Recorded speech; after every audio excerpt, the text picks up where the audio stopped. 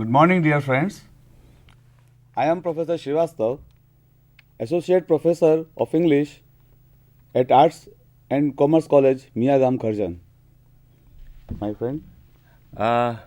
Hello, dear students. I am Devang Nanavati. I have been teaching in Piparia Arts and Commerce College. Today we are going to discuss main parts of a business letter. As you know, business letters hold a very important place in global corporate world. So during this 1 hour, we'll try to consider most of the points, and during this discussion, let me clarify at the very outset that it may happen that on certain points we may disagree, but we'll try to see the practical aspects as well as the theoretical aspects, and we'll also try to consider some questions from the examination viewpoint. So, as you know, importance of a business letter is very crucial today, and we are going to discuss the main parts. Yes, Nanavati sir. As you have said, the business letter nowadays has become very much important in the business communication and other things. Now we see, the first thing comes to our mind is, what is business letter? A business letter is a goal-oriented letter. It is like an ambassador. Business letter exchanges terms, policies, other messages between two business parties. And sir, can you please explain the functions? Yes, like an ambassador, the business letter has certain functions to perform. It exchanges the information, it make the background for the growth of business, it creates a goodwill among the business partners, and the most important part is the maintenance of the record of the past transactions. Yeah, and all these parts get together and they create a specific structure. So, could you focus on the structure, please? Yes, like an ambassador, the business letter has certain function to carry out, and to carry out the functions effectively, the various parts of business letters are arranged in a specific order. The way in which they are arranged is called the structure of business letter. On the basis of their occurrence, these parts are divided into two main parts, regular parts and the occasional parts. The regular parts are those parts which compulsorily come in all business correspondence, and the occasional parts are those which comes as and when required. Now, Nanavati sir, let us observe the business letter here. Dear students, you can see a specimen of a business letter here on the screen.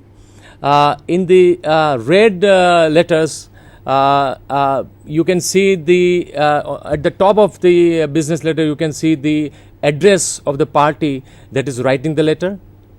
Below the address, below the letterhead, which contains the title of the company, here it is Arrow Stationery Store, and the address is also written below. Beside this title, or what we call letterhead, you will find in blue color the dateline near the right hand margin. Below it, near the left hand margin, you can watch the inside address, that is the address of the recipient of the letter. Below it, in green color, you will find what we call salutation.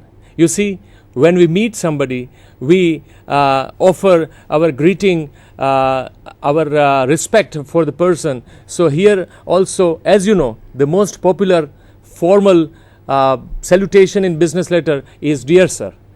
Below the salutation starts the letter, and that is called the body of the letter. As you can see, it is divided into three parts. Below the body of the letter, near the right hand margin, what you observe is "Yours faithfully," that is complimentary clause, and below complimentary clause you find the signature of the writer of the letter.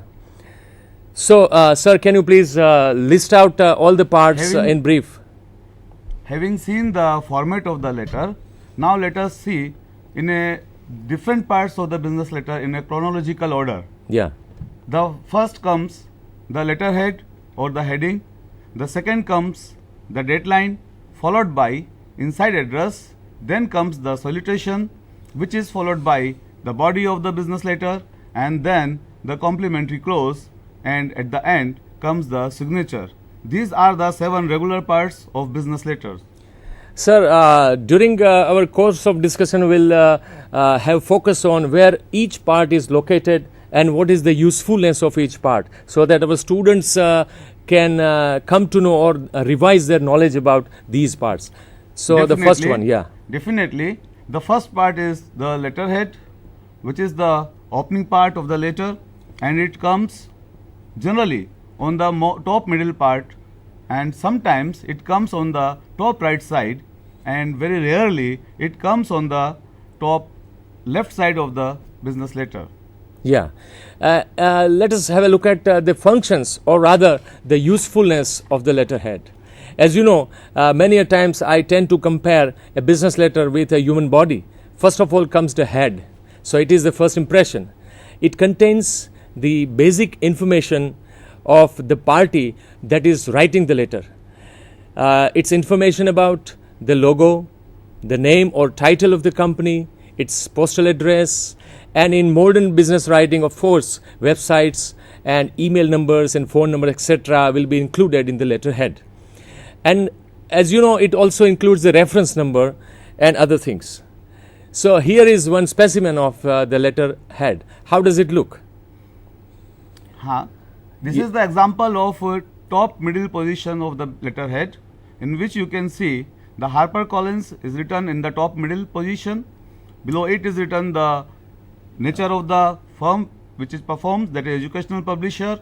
Below it is the postal address of the firm, and then followed by email address, web address, and then you can see the reference number is given. Yeah, the same address, if we shift to the right part of the top middle of the letter, how does it look? The same address, of course, it looks better, and you know, artistic letterheads are appreciated in business writing. But you see, if you overload the letterhead, if you overtext the letterhead with a lot of details, it will look odd, and gaudy color should not be used. When we talk about letterhead, we'll have to think of whether the company is using a personal title or an impersonal title. So as you can see here, there are 2 titles on the screen, Gautam Medical Store, and the other one is the Universal Medical Stores. Gautam, of course, because it contains a personal name, Gautam, it is a personal title. Sometimes if the business firm is run by more than one partners, you will find Messrs. Gautam and Brothers Medical Stores. So in case of Messrs also, it will be a personal title. The next one is the Universal Medical Store. Here, students, you can find that there is no person included in the name of the firm. The word universal has impersonal nature, and the title is used. In most of the cases, you will find the before the word, whatever title starts. So here are 2 ways of writing personal and impersonal titles. In any correspondence, it is very necessary to have the date. So here comes the dateline. The dateline, it comes below the letterhead. It is 2 space below the letterhead, generally usually written on the right hand side margin. And if we write in American style, then it is written on the left hand side margin, 2 spaces below the letterhead. So this in dateline, it has it contains the day, the month, and the year in which the letter is typed. The dateline is useful for prompt action. It is for the quick reference for the future, and it is also important to file the letter in a chronological order. There are 2 ways of writing the dateline. One is the British method and other is the American method. Yeah, can you please, here is the specimen of how do they write datelines.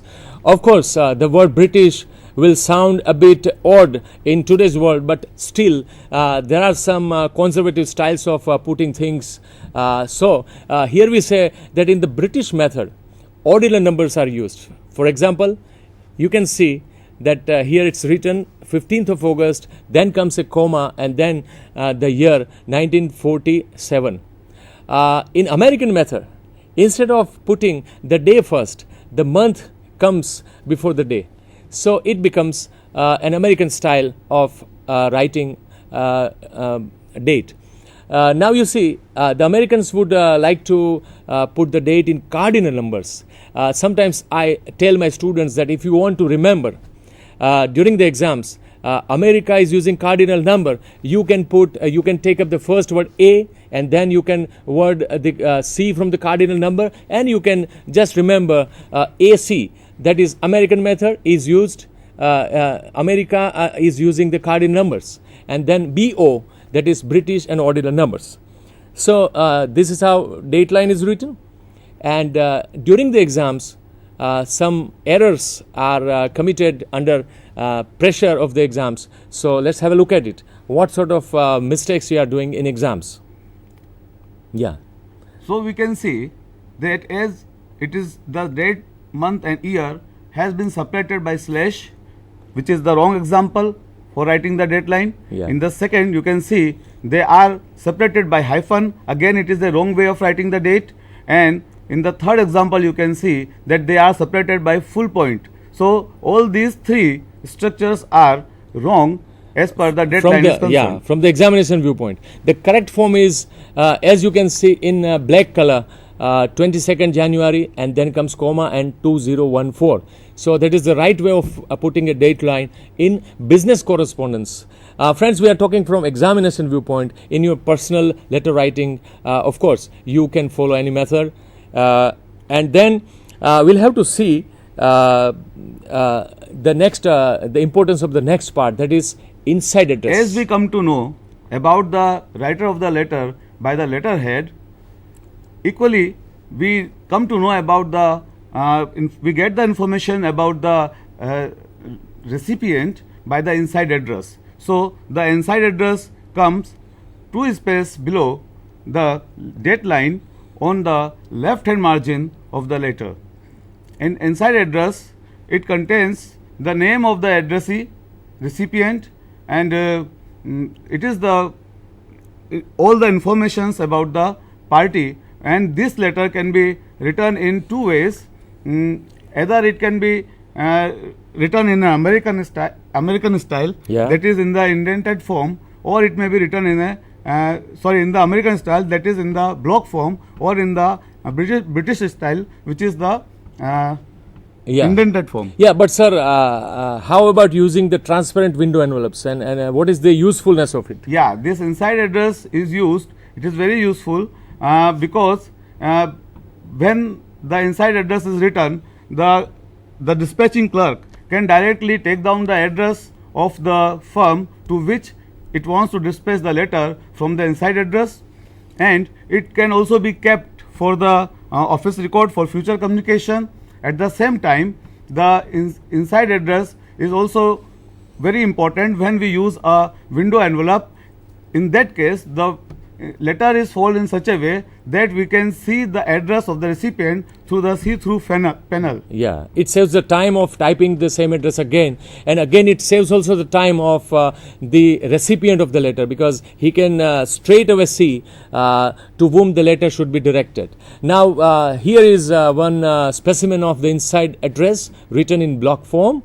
So here you can see it is an American style. Americans would like to put the inside address in a block form. You can see it looks like a block, square block. They write like this.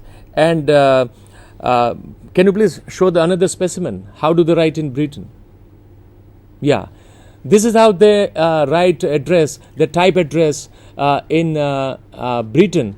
I mean, nowadays in modern business correspondence, they might write like Americans, but from examination viewpoint, this is a British method, indented style. Indent means, as you know, recess. Indent means spaces. Here you can see it is written like stepwise style. It is written in a stepwise style. So, but nowadays people would not like to write down the address in this style because it consumes a lot of time and space. Sir, this was the specimen of indented form, and now there are some do's and don'ts about inside address. You see, while you attempt your answers, you have to keep in mind that when you write inside address in your correspondence, it is good to use short forms, certain short forms. For example, instead of messrs, which is a French word for plural of Mr., we put just M/S. And when the letter is addressed to a public limited company, it is of course good to mention clearly the designation of the recipient of the letter. And sir, Dear students, when we meet someone for the first time in the day, we start with the greeting. So that is the fourth part. So it is the salutation which forms the fourth part of the business letter, as here we are going to start conversation with a party. So salutation is the first attention catching polite word used by the letter writer. And the most formal business salutation is dear sir, as you can see in the slide. And the most popular, as I have said, is dear sir. Likewise, the most formal salutation is sir or madam. Two intimate or two personal salutations like my dear Paresh should be avoided in business correspondence. But these salutations can be used according to the relations with the business parties, between two business parties. The location of this salutation is 2 space below the inside address on the left hand margin of the letter. It can be written in British style by putting the comma after the salutation, as you can see in the example, dear sir, which is followed by a comma. And it can also be written in American style, which is followed by a colon, as you can see in the example in the slide, that after gentleman it follows the colon, and after dear sir also it takes a colon. So after salutation comes the very important part, that is body of a business letter. Sir. Yes, the body of the business letter can be called the heart of the business letter, because it conveys the main message which we want to convey to the recipient. So the body of the letter forms the main part of the total business correspondence. The location of the body of the letter is 2 space below the salutation. If the subject line is used, then the body of the letter comes below the 2 space below the subject line. Below the 2 subject spaces line. below the subject line. And the body of the letter might be divided in three various elements, three various parts.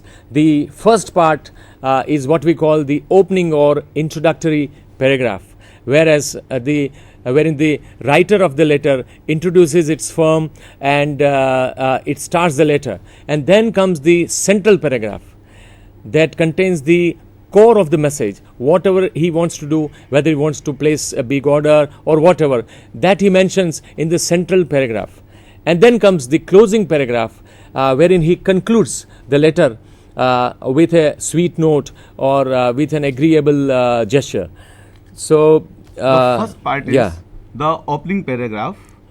Friends, as it is said that well start is half done. So if we start a letter with a good opening, it will definitely achieve its aim. So in the business letter, opening paragraph, it forms the basis for the main paragraph of the business letter, as it introduces the purpose of business letter. The opening paragraph begins with the subject, the reference number and the date of the previous letter, and hence it prepares the background for the central message. The central paragraph includes the essence of the whole message. Exactly what a person wants to convey to the business partner is in this paragraph, which is called the central paragraph. The central paragraph deals with a single message. If there is only a single message, then it will have only one paragraph. But if there are more than one messages to be conveyed, there will be equal number of the paragraphs. The more number of paragraphs, and after this comes the closing paragraph.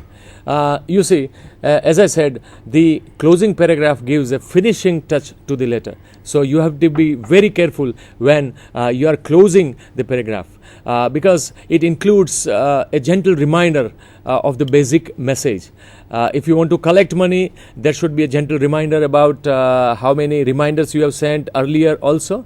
And it also requests what specific action has to be taken within a fixed time limit, within a stipulated time.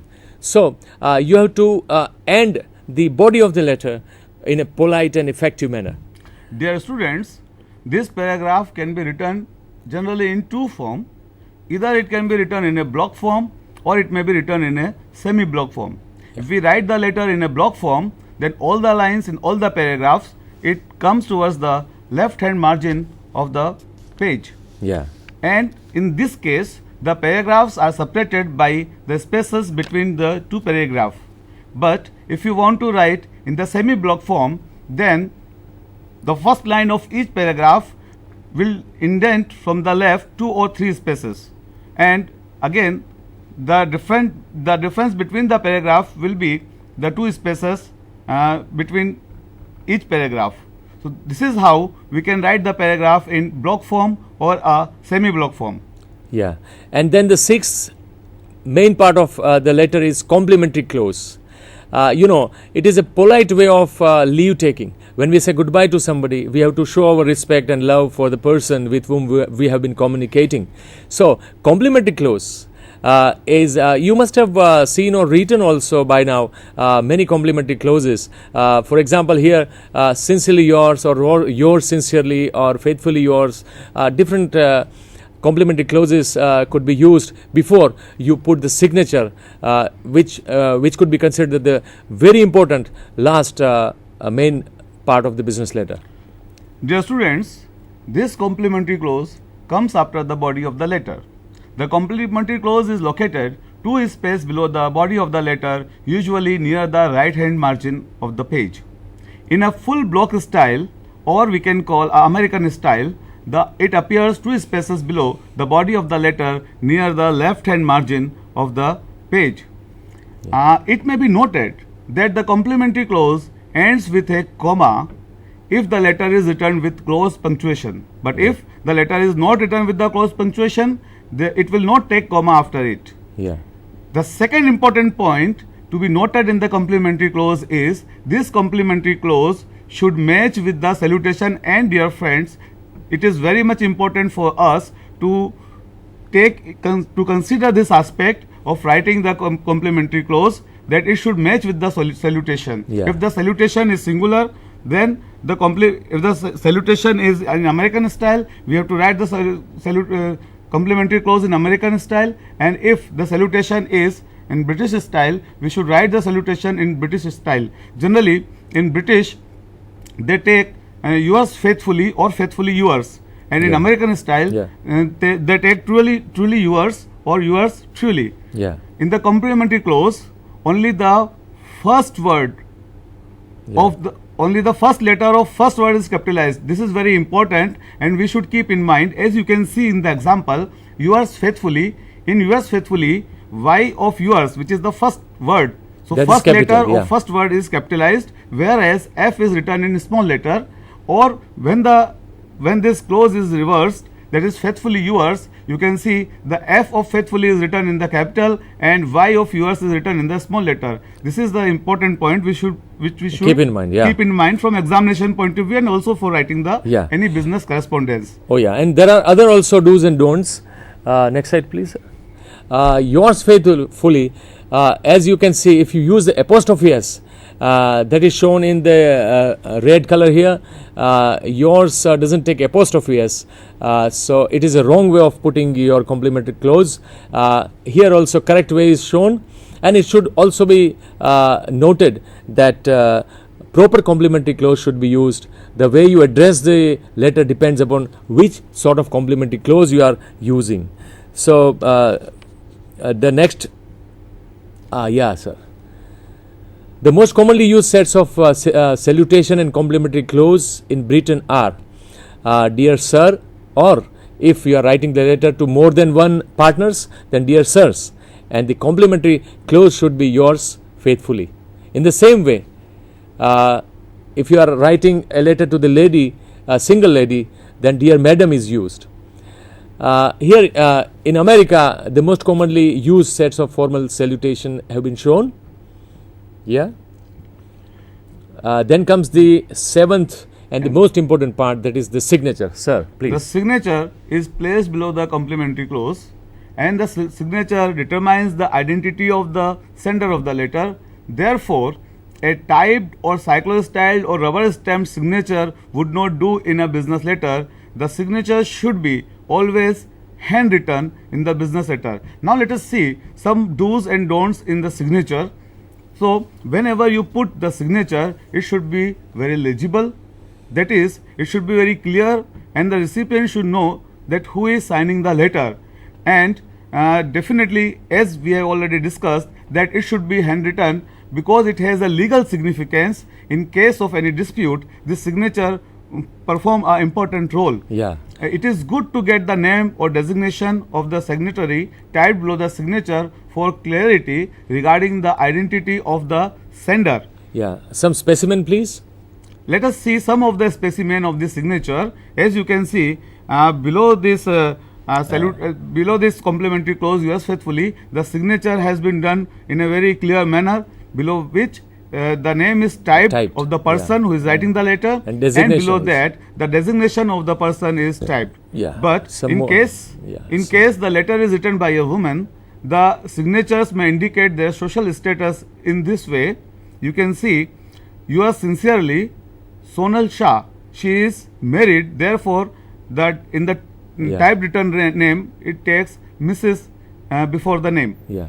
And if she is unmarried, then it will take Miss before the name. As you can see in the second example, yours sincerely, Lakshmi Srivastav. In the bracket it is written Miss Lakshmi Srivastav. Yeah.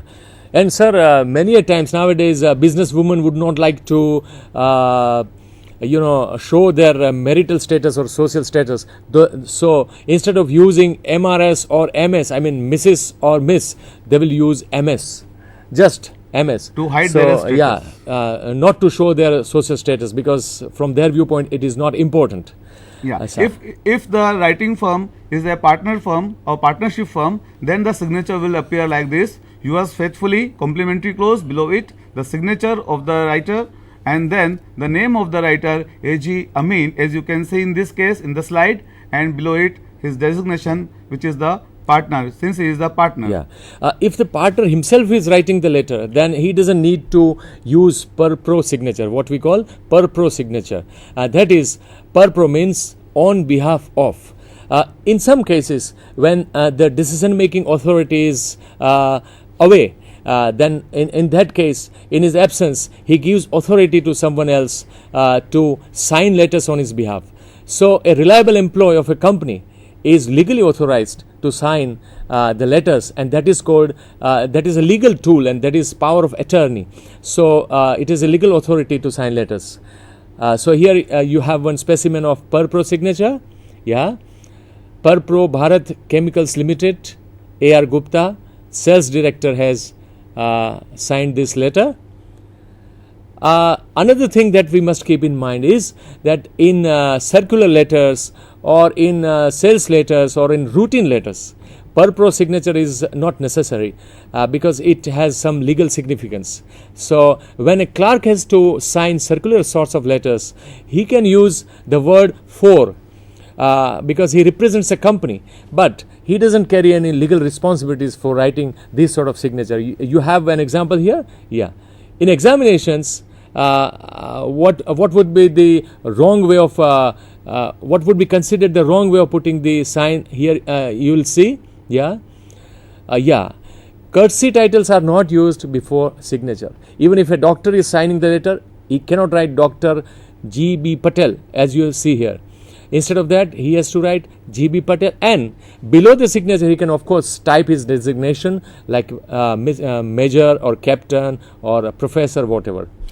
With this, sir, we have come to an end to the 7 parts of the business correspondence, regular parts of the business correspondence. Yeah. Now let us have an overall view Yeah. of the business letter so that our students can remind Yeah. where these parts lie, Yeah. lie in this business letter. So students, just exercise your imagination. Here we haven't shown which part is what, but just the lines will take you to a little journey on the regular parts. You can see Yeah. at the topmost middle part there is the letterhead. Yeah. Below it, in the red line, there is the dateline. Near the yeah. And right towards hand the margin. left hand margin, you can see the 2 lines which indicates the inside address. Yeah. Below the inside address, you can see the salutation, Blue line. Yeah. which is in the green line, and below that green line, 3 red lines indicates 3 parts of the body of the letter. Yeah. After writing the body of the letter, you can see towards the right hand side, again in a green line, the complementary clause, and and below below it. which in the blue line it is the signature. Yeah. So, dear students, these are the 7 regular parts of the business correspondence. Yeah. Now let us have the look on Yeah. to block form and the indented form Yeah. of the business letter. Yeah. Friends, this is a business letter written in block form because every part has been written near the left hand margin. And it looks like a block, you know, every segment of the letter looks like a block. So it is written in a block form. Usually Americans use this method. And you can see, as Nanavati sir has said, that all the parts are written on the left hand margin. So the letterhead, the date line, the inside address, the salutation, and Body. all the lines in Yeah. the body of the letter, and after signature that also. the complementary clause and signature. These all things have come on the left hand margin Yeah. of the letter. Yeah. Therefore, it is called a block form, as it gives the impression of a block. Yeah. There is no indent left. Yeah, now it here is is, an yeah. example of indent form of Oh, the yes, business yeah. letter. Now again you can see the letterhead is in the top middle order, whereas date line is written on the right hand margin of the letter, and the inside address is written on the left hand margin of the business letter. But it is in an indented form. And again, it is Yeah. also in the indented form. You can see indent means to leave the space. Yeah. So it is, each line leaves one step ahead of the above line. Below it is the salutation, dear sir, you can see, and again you can see the body of the letter. The first line of each paragraph has been indented by 2 or 3 space from the left hand side margin. And below that comes the Sign is done on the near the right hand margin. Yeah. yeah, and below that comes the complementary clause on the right hand side of the margin, and below the complementary clause is the signature. So again you see all the 7 regular parts in the indented form of the business letter. They are arranged in this manner. Yeah. Now some exercise from the examination viewpoint. So dear students, in examinations you can be asked any questions. Nowadays MCQ has also been introduced in CBCS system, and very short answers are also expected. So let's have, this is how do they set questions on parts in exams? Yes. This is the objective type of question, as Yeah. you can see on the slide. Give a specimen of the date in the cardinal numbers, Or in American style. or in the American style. So the answer is August 15, Yeah. 2014. Because in American style the month comes first. Definitely, Yeah. in the cardinal number, the months come first and the date come second, yeah. and then it follows by the year. And In the second question, you can see the correct the Correct the following. following, There is written yours faithfully. You can see, students, that in yours S has taken apostrophe, Yeah. which is the wrong form. If you want to correct it, you have to write as written in the answer in the red Yeah. color, that YOUR without apostrophe S Yeah. and faithfully. This Yeah. is the correct answer. yeah, and F was not capitalized in the answer. Yeah. Yeah. This is a specimen. In exam, suppose they ask you give a specimen of a per pro signature, then how would you put it? So this is one more specimen. Next slide, please. Yeah, in MCQs, if they ask you a letterhead contains the name and address of what? So you have to choose one of the answers. The right answer is indicated in red color here. The firm writing the letter. Yeah. It is very clear from here that the correct option and we have to fill in the blanks and write and use the whole sentence. Yeah. This is also important, Nanavati sir, in examination, that most students, they only write the correct option. Yeah. Actually, they should, when it is in this form, they should write the total question and then they should give the answer. Yes, yes. If time permits, you have to write down the whole sentences so that the assessment work becomes easy. In exams also, you may be asked some statements whether they are true or false. So here, complementary clause is a polite leave taking. So it is of course true. In America, the date is written in ordinal numbers. No, friends, as I told you, AC, so AO will not do. In America, cardinal number is used, so this statement is false. The signature has a legal value, and of course, it makes the letter valid. Without a valid signature, the letter loses its importance, legal importance. Another aspect of signature, sir, I just recollect, is that if a partner is writing the name of the firm at the end of the letter, that is also to be considered as his valid signature. If he himself signs the letter. So now there are some match the following sorts of exercise. So you can see, students, it is also one of the type of questions which come in examination. Match the following. You can see there is a formation of table A and table B. There are few words in table A which have the counterparts in table B. You have to match the counterpart of table A with their counterparts in table B. And you can see as the color indicates the correct answers. So in table A, as it is written October 10, 2014, the correct answer is cardinal numbers. So likewise, in the blue color, it is written Dear Sir. The correct answer is the salutation, because Dear Sir is a salutation. Then comes the inside address. Inside address, the correct answer of inside address is window envelope. Actually, there is a mistake in this. Spelling. By mistake, the spelling has been written wrong. It should be WINDOW, window envelope. So the inside address, the correct answer is window envelope. And per pro, the per pro we use in the signature. Therefore, in the B, the correct counterpart of per pro is the signature. So in the examination, we should be very careful while matching the pairs of these from table A to table B.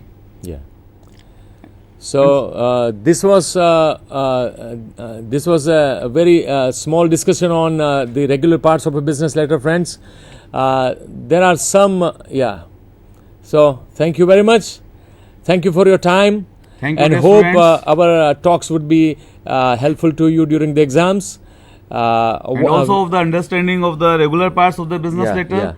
And dear students, whenever you attempt your answers, be very careful about everything that we have discussed today, because each part of a business letter counts. Each part, if you write it well in a correct way, you will be given marks. So thank you very much. Thank you, Professor Srivastav, for your company, and thank you very much to all of you. Thank you.